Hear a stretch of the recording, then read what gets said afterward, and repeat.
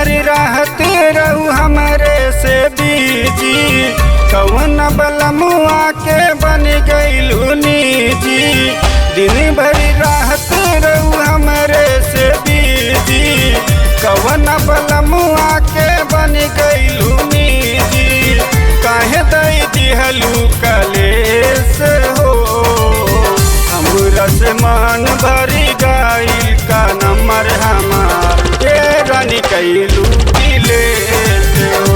अब ये कहबो हमरा से मन भरी गइल का नंबर हमार के रानी कैलू दिलेस हो।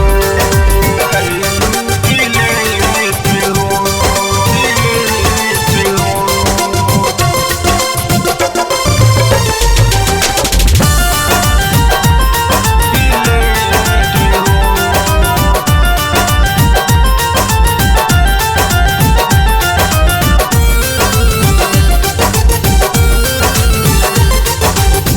प्यार भइल रहे जब पढ़त रहू 5 में, ये रानी घसकारे में। अच्छा आधी आधी रतिया के मिलत रहू गोरी, अपना तू ममहारे में। अरे बाप रे अपना तू ममहारे में। प्यार भइल रहे जब पढ़त रहू 5 में, ये रानी घसकारे में। आधी आधी रतिया के मिलत रहू गोरी, अपना तू ममहारे में। बिना मौके देखे ना खात रहू खाना, हमरा से बड़ कौन मिलल दीवाना। कौन जगह भैलू से हो, हमरा से मन भरी गइल का नंबर हमार ये रानी कैलू दिलेस हो। हमरा से मन भरी गइल का नंबर हमार ये रानी कैलू दिलेस हो। ये रानी कैलू दिलेस हो, दिलेस हो।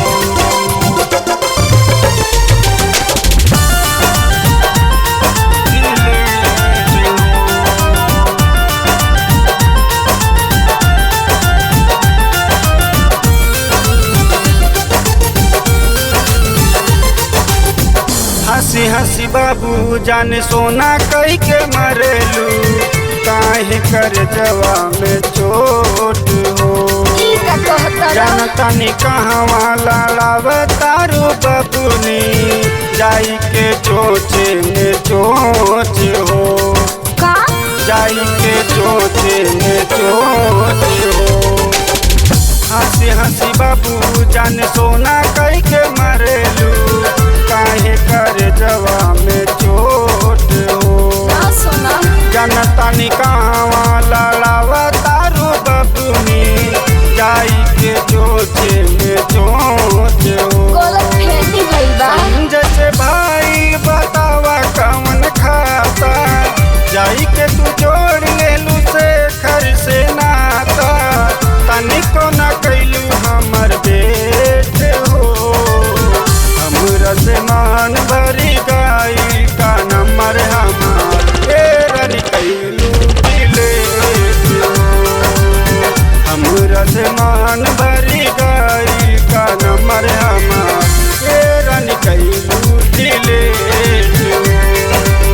ना हो ऐसन कोनो बात नहीं खे।